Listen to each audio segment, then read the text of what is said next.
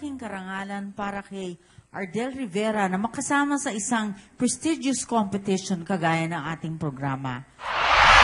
Sa ASO po ay nagpapasalamat ako dahil ang katulad kong baguhan pa sa paggawa ng kanta ay binigyan ng pagkakataon upang makasali at marinig ng mga tao sa isang prestiyosong programa ang salubin ng isang lingkod ng Diyos. Nagpapasalamat po ako ng marami sa ASO sa pagkakataon po. Nagsimula po akong magsulat ng kanta nung nakita ko po na masaya naghahandog awit papuri sa Diyos ang mga kasama ko sa church, na sa simpleng nakasumpong sila ng lingap ng Diyos ay ipinagpapasalamat nila. Kaya sabi ko sa sarili ko, bakit di na lang ako gumawa ng kanta upang sa pamamagitan ng awit ay makapagpasalamat din ako sa Diyos. At yun nga po, naisulat ko po ang Sa Piling Mo'y Langit habang nasa duty po ako. At sa araw din po na yun ay natapos ko rin po yung kanta. Ang mensahe po ng kantang ito ay upang magbigay pag-asa sa mga makakapakinig na may Diyos na nag-iingat at may pangako na buhay na walang hanggan kung tayo ay mananatili sa paglilingkod hanggang wakas. For a rendition of a praise song written by Ardel Rivera entitled Sa Piling Mo'y Langit, please welcome Mr. J. Jimenez.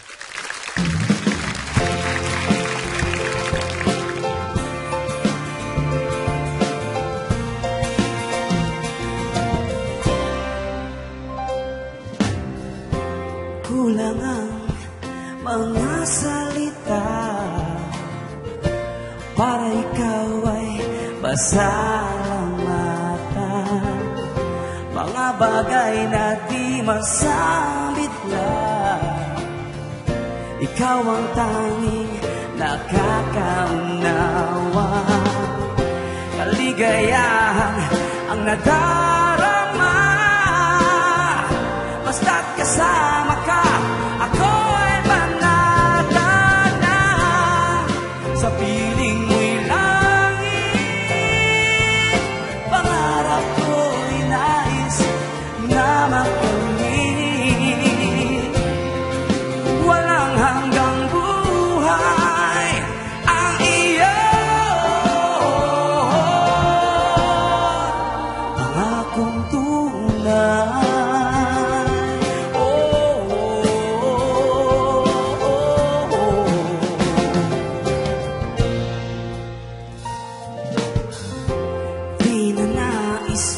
Mawalay pa kapag iniwan mo ay di ko kaya. Kalungkutan na madarama, parang dahon na nalalanta. Bigyan mo sana ako ng lakas upang makayanan to.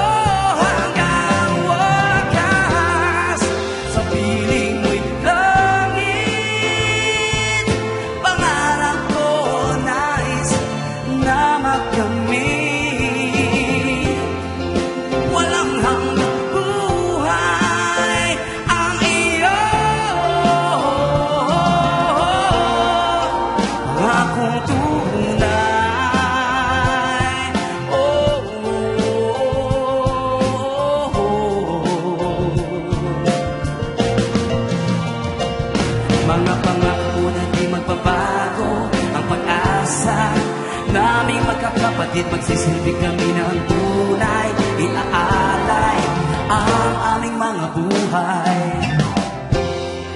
Sa piling mo'y langit, pangarap ko ay nais na makamit.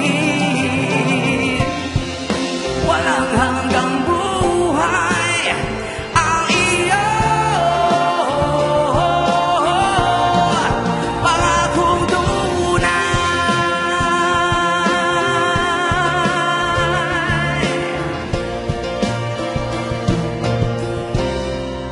Sa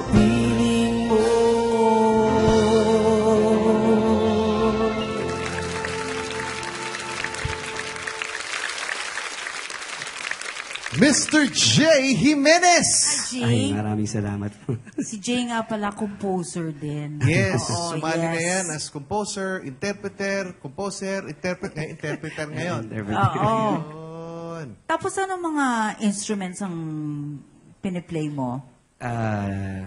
Yung bass, guitar, drums din ng konti, keyboards. Banda kasi yan eh. Oo nga. Jay Brothers. Kaya dapat alam mo lahat para sumalang ka dun sa ganon. Ganun, pagbanda. Okay. Sa mga magagaling natin yan. Jay Jimenez. Ay, thank you po. Thank you, Jay. Alamin muna natin kung anong ginagawa mo mamaya. Pero bago yun, Tony, tawagin natin ang composer ng Sa Piling Mo'y Langit. Si Ardel Rivera. Ayun. Ardel, yeah. Hi, Ardel. Kumusta? Opo, hi po. Ha? Mabuti po. Mabuti. Yun. Nasa Jensen ka ngayon, Ardel, ano? Opo, nandito po ako sa Jinsan. Yun. Anong lugar yan? Parang iba yung kwarto mo eh. Dito po ako sa Fatima. Malapit po ako sa airport. Tapos itong kwarto ko po ay kubo po. Ayun. Maganda nga eh. Masarap Parang nga presko, dyan, eh. no? Oo. Ano masasabi mo sa pagkakakanta ni Jay Jimenez ng awitin mo? Unang-una po, nagpapasalamat po ako kay Jay kasi po napakaganda po ng pagkakakanta niya po. Thank you. Bilib po ako sa kanya. Okay, humanda ka na at sisimulan natin tanungin ng ating mga judges, ano? Ha? Opo. Okay, simulan natin kay Judge Jet Montelibano. Una-una, Jay, ang ganda ng performance mo. Kung akong, I was telling Doc Mon, kung ako ang singer, singer naman ako. Kung ako mag-i-interpret ng song, Yun. I would feel the same. Yung expression at saka interpretation, I feel for it. So, very nice. Sa pool ka agad ako na ano ko. Ardel, ito masasabi ko, ang kanta mo maganda. Maganda kasi simple lang at naiintindihan ng kaagad. Yung parang ganon. Yung parang dating kaagad sa kaluluwa ko. Yung ganon. From the lyrics to the melody. Yun. I love your song. Congratulations. Yun. Sabi niya, sabi ni Judge Jet, I love your song. Ha? Yan. Looking good, Ardel. Love mo rin ba yung kanta, Judge Fe de los Reyes? Love ko rin yung kanta. Kamukha mo, ang pangalan mo, Ardel, para kan si Ariel Rivera rin ang itsura mo. Oh, timo, hindi kayo nagkakalayo. Ardel Rivera, Ariel Rivera. Oh, di ba? You know, when I was listening to the song, hanggang ngayon, naalala ko pa yung sa piling mo'y langit. Tama ba? Something like that, no? Oo. Mary Cole. Sa piling mo'y langit! Ayun, yun. Maragsak. Hindi, umpisa parang Bee Gees eh. Ganun muna, no? Tapos biglang nagiging rock na, parang ages na. But, yung melody is so easy to remember and naalala ko nga yun, di ba? Pag naalala mo kagad yung refrain, may recall. And then, ano pa ba yung sasabihin ko? Yung lyrics, maganda. I really liked it and your performance was fantastic. Of course, rock singer talaga. And, madaling tandaan yung kanta. So, yun lang ang masasabi ko. Simple pero rock. You know? Yun. Merong mga kantang simple pero rock, ang daling matandaan, kuha mo kaagad, benta kaagad, plaka na kaagad. Yeah. Yan, plaka ba yun? CD. Plaka, no? 45. Thank you, Judge Thank you, Fe de los Fe. Reyes. O, love nung dalawa. Love mo rin ba, Doc Mon del Rosario? Pwede, himayin natin. Punta muna ako sa lyrics. Himayin ko yung lyrics. Malinaw ang pagkakalatag ng storya, Ardel. Ang lyrical timeline mo, maayos, nasusundan ng isip. Hindi nakakawindang kung nasaan ka na, kahapon ba, ngayon o bukas. Pero most of my comments magsasentro dito sa melody mo. Himayin ko yung melody. Ang areglo o yung arrangement niya, accompaniment, ay appropriate. At tama-tama rin ang choice mo na interpreter. Sa verse mo, blow by blow to yung sa verse mo, malinaw ang takbo ng direksyon ng melodiya. Very clear ang mga melodic shapes. Meron dito, ang verse mo actually is composed of 6 melodic lines. Pero upon analysis, yung parang melodic line 5 and 6 mo, yon ang iyong pre-chorus. Which brings me to yung point, no? Kanina, nung pinakinggan ko, same din kasi ang melody, yung takbo, nung line number 5, yung kaligayahan. Same din siya doon sa naunang mga linya. Now, there is a need para iklaro mo yung song section na yon. Para ma-recognize na siya ay pre-chorus. How do you do that? Tweak na lang yung chorde. So sa areglo, no? Aayusin to. Perhaps, instead of using the major chord na progression na ginamit mo doon sa first 4 melodic lines, mag-tweak ka ng konti, use another equivalent chord, perhaps doon sa minor na progression na series na yon, para magkaroon ng ibang twist, ma-recognize na lumiliko na yung melody. Pero yun lang ayusin doon. No? Very minor yan. Arranging, lang yan, problem yan. Sa chorus, ito yung nakikita ko na, Ardel, na kailangan ayusin. Magandang chorus, written ang melody sa tamang register. Kaya lang masyadong maraming melodic shapes. Ang suggestion ko, yung line, yung third melodic line, yung walang hanggang buhay, alam ni Jayan instead of going down dun sa buhay, i-maintain mo yung structure ng first half. Pataas pa din. Kasi, di ba, yung first melodic line sa feeling mo, yung buhay, pataas, di ba? Blah, blah, blah, blah, blah, blah. Tapos, yung third melodic line, i-duplicate mo yung shape na yon para magkaroon siya ng recall, ng memorability. Tama ang iyong desisyon, Ardel, dito sa what is labeled as coda, actually bridge siya.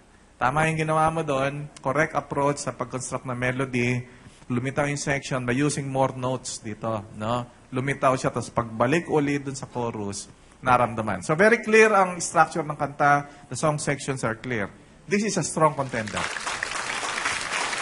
Another Doc Mon. strong contender Yan. daw. Ang awitin mong sa piling mo'y langit. Ano masasabi mo doon, Ardel?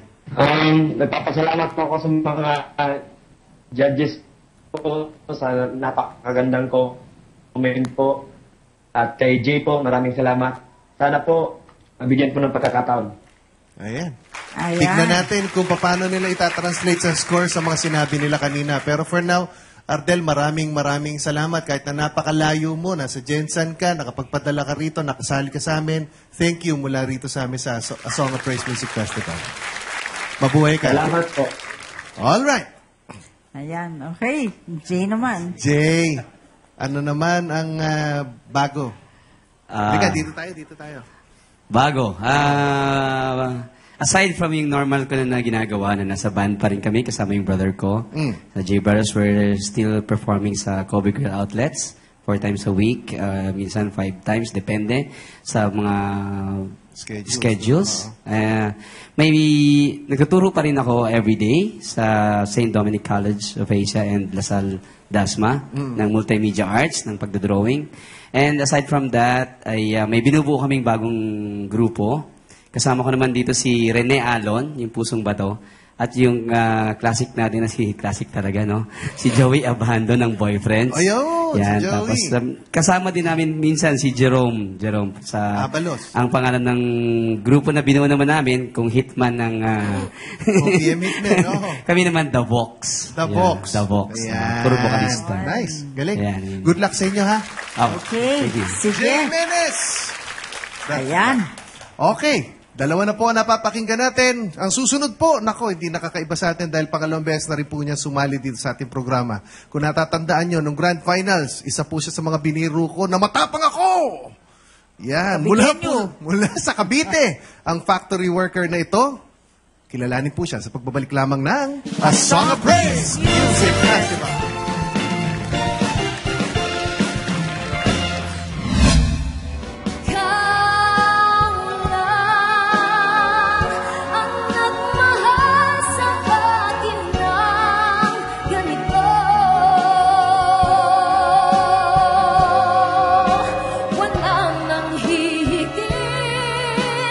Papantay